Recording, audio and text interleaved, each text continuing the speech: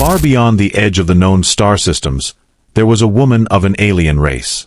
She lived among the stars, her ship gracefully drifting across the cosmic currents. Her people had long mastered the art of space travel, their technology advanced and elegant, yet cold and emotionless, like the vacuum of space itself. They lived by logic and precision, valuing efficiency above all else. Passion, impulse, and curiosity were traits considered unnecessary, even dangerous.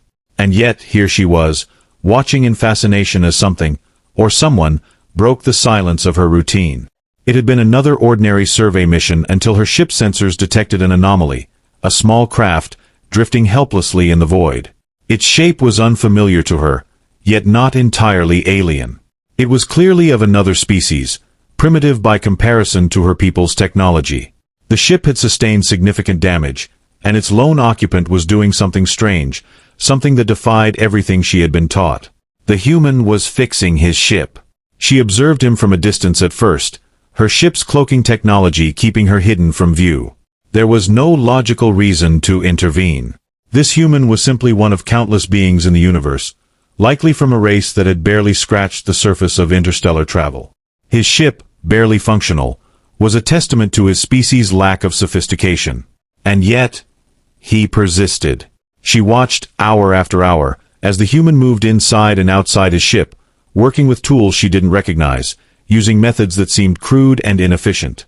He worked with his hands, his body, and his mind, constantly adapting, adjusting, and improvising as he went. It was fascinating. Her people did not fix things manually.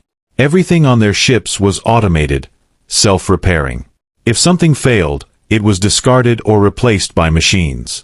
But this human, with his limited resources, was fighting to keep his ship alive. She moved her vessel closer, her eyes narrowing as she tried to understand what drove him. There was something in his movements, a kind of intensity that she had never seen before. He was not simply working, he was determined. The woman had never experienced this kind of fascination before. It was irrational, she knew. Her training had conditioned her to suppress such emotions. Curiosity, after all, could be dangerous in space, where precision and cold logic were necessary for survival. Yet she found herself drawn to the human's struggle. Against her better judgment, she uncloaked her vessel and moved in closer. The human's reaction was immediate. He froze, glancing up at the strange, sleek ship now hovering above his own. For a moment, she thought he might abandon his repairs, perhaps flee in fear. But instead, he did something unexpected. He smiled. Her curiosity deepened. She opened a communication channel, but instead of using her ship's advanced technology to establish a seamless link, she spoke in the old tongue, the language of sounds, something more primitive that might be understood. "Why do you continue?" she asked. Her voice echoed inside his ship, startling him. He blinked in surprise, looking around for the source of the voice.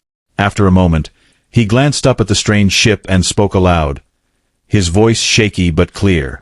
"Because it's my ship." She furrowed her brow. "It is damaged. It will not function. You have limited resources. Why waste your time?" The human laughed softly, shaking his head. "It's not a waste. I can fix it. I will fix it." "You are outnumbered by the odds," she replied. "Your technology is inferior. It would be more logical to abandon the vessel." The human shrugged. "Maybe, but that's not how we do things." "We?"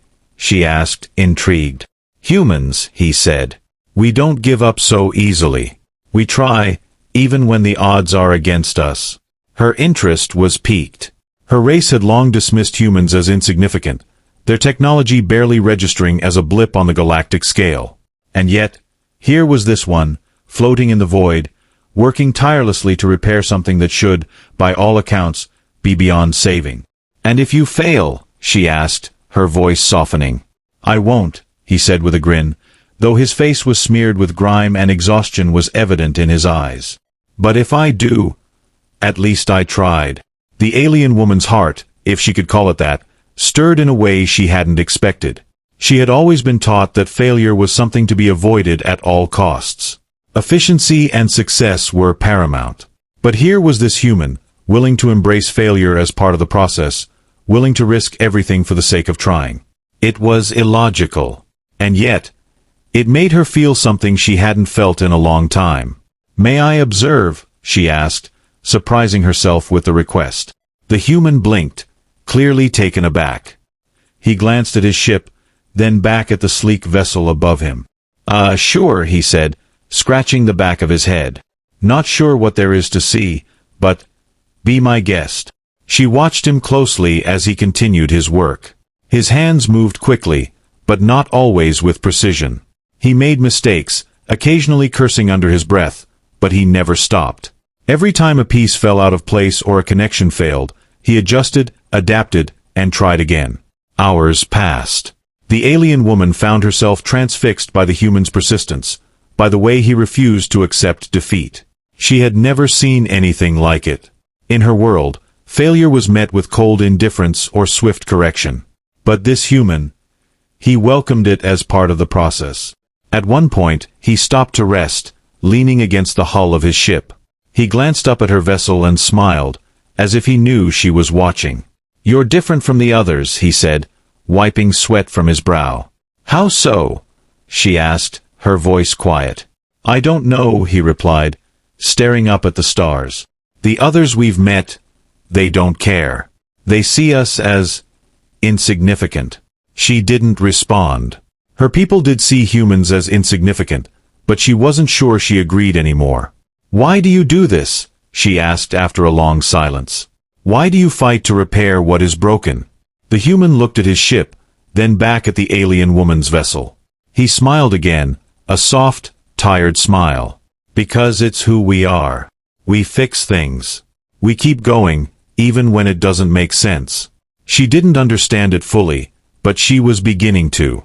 Over the next several days, the alien woman continued to watch the human as he worked. Slowly, piece by piece, he began to bring his ship back to life. Every time something went wrong, he found a way to fix it. And with every repair, her admiration for him grew. Finally, after what felt like an eternity, the human stood back and wiped his hands on his trousers. His ship was functional again, barely, but it would fly. He glanced up at her vessel, smiling as if he knew she was watching. "I did it," he said, pride evident in his voice. The alien woman didn't reply immediately.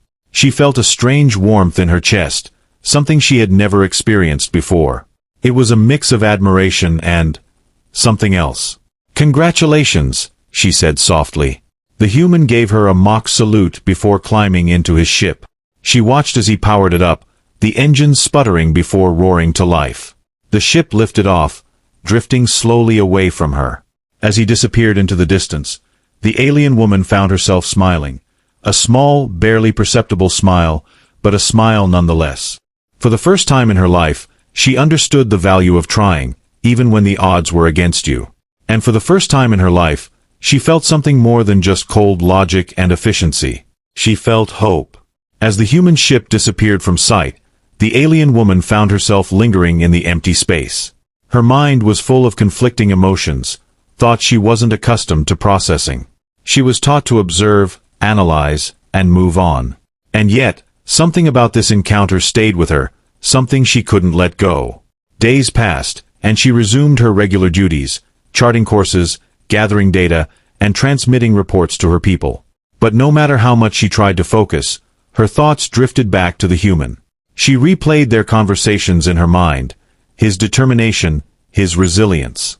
She questioned herself, why had it affected her so deeply? Finally, she decided she needed answers. She knew where the human's craft had been heading, and her people had long dismissed the human homeworld as inconsequential. Still, something within her pushed her to follow him. It wasn't logical, but it felt necessary. Her ship slipped through the stars, cloaked and silent, as she traced his trajectory.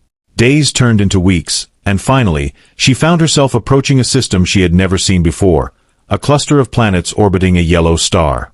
Among them, a small blue and green planet caught her attention. She ran scans. It was teeming with life, the human's home. Her heart raced, though she didn't understand why. Logic told her to observe from a distance, but something else, something unfamiliar, urged her to go closer. She landed her ship on the far side of the moon that orbited the planet, scanning for any sign of him. And then she saw it, his ship. It was docked at a small outpost, primitive by her standards, but functional. He was there. She hovered, cloaked, wondering what she would say, what she could possibly gain from seeing him again. But before she could decide, she noticed something else. A distress signal. Faint, but unmistakable, coming from a nearby asteroid field. It wasn't from the human, it was another ship, badly damaged and stranded, much like his had been.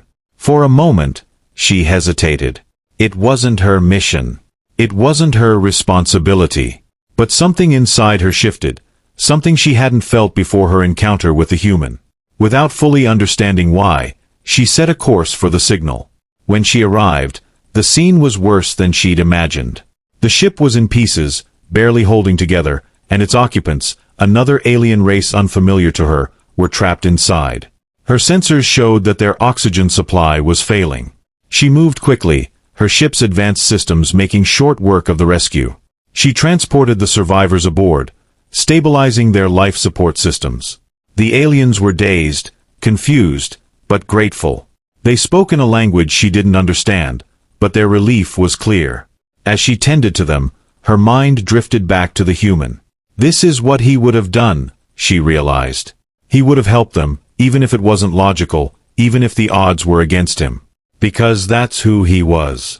It wasn't until later, when the rescued aliens had been transported to a nearby safe zone, that she finally returned to the human's planet.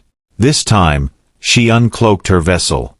The human's outpost was small, but within moments, her ship's presence drew attention. The human himself came running out, eyes wide in disbelief as he recognized the sleek craft. She opened a communication channel. "I have returned." The human laughed, his voice filled with genuine surprise. "You came back. Didn't think I'd see you again." "I needed to understand," she said. "Why you do what you do." He scratched his head, smiling as he approached her ship. "We're stubborn, I guess. We don't always have a reason. We just keep going." She paused. "I rescued others today. Strangers. Because I wanted to try to help." His smile softened. "Sounds like you're learning something about us humans."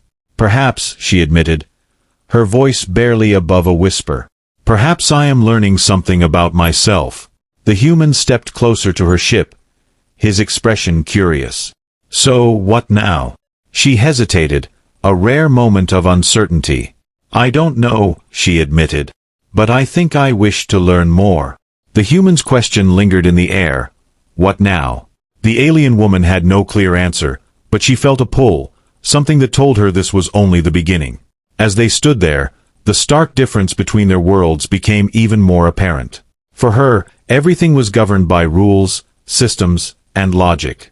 For him, it was about heart, instinct, and effort. There was so much she didn't know about his world, just as he knew little about hers. But what intrigued her was how much there was to learn. "I've studied many things," she said slowly, "but your species, you act on instinct, emotion. It defies reason." "Sometimes," the human admitted with a grin. "But emotions are what make us try. You don't always need logic to keep going." She pondered his words. "I have always followed orders. Logic and duty were my guides. But now you've got options," the human said with a shrug. "You don't have to follow orders if they don't make sense. You get to choose." Her ship hummed quietly behind them as she contemplated the vastness of that choice. For the first time, the universe didn't seem so controlled, so defined by systems. There was chaos, yes, but in that chaos, there was also freedom, something she had never considered valuable before. She looked at him, her gaze steady. "What would you do if you were me?" He smiled. "I'd see what else the universe has to offer. Maybe join up with someone who doesn't mind showing me the ropes." He gave her a playful glance. "Join with you?" she asked, the concept foreign to her, yet not unappealing. "Why not?" "We could learn from each other," he suggested. "You've seen my ship. It's rough, I know. But with your tech, we could go places no humans ever been." It was an audacious proposal, something that would have been unthinkable to her before. But now, as she stood in front of this human who had taught her the value of trying and failing, she found herself intrigued by the idea. "My people won't understand," she said softly. "They will see this as irrational." "They might," he agreed. "But sometimes you've got to break the rules to find something new." His words resonated with her. There was something new here, something she could never have discovered by following the rigid paths laid out for her. Slowly, she nodded. "Perhaps it is time I chose my own path." The human's grin widened. "Great. We'll make a good team." Together, they boarded his ship, her mind racing with possibilities. She didn't know where this journey would take her, but for the first time in her life, she felt alive. This was more than just a mission. This was an adventure, one driven not by orders, but by curiosity, by the unknown, and by the strange bond she was forming with this human who had taught her the meaning of persistence. As the ship lifted off, disappearing into the stars, she glanced at him. "So, where do we begin?" The human chuckled. "Anywhere we want."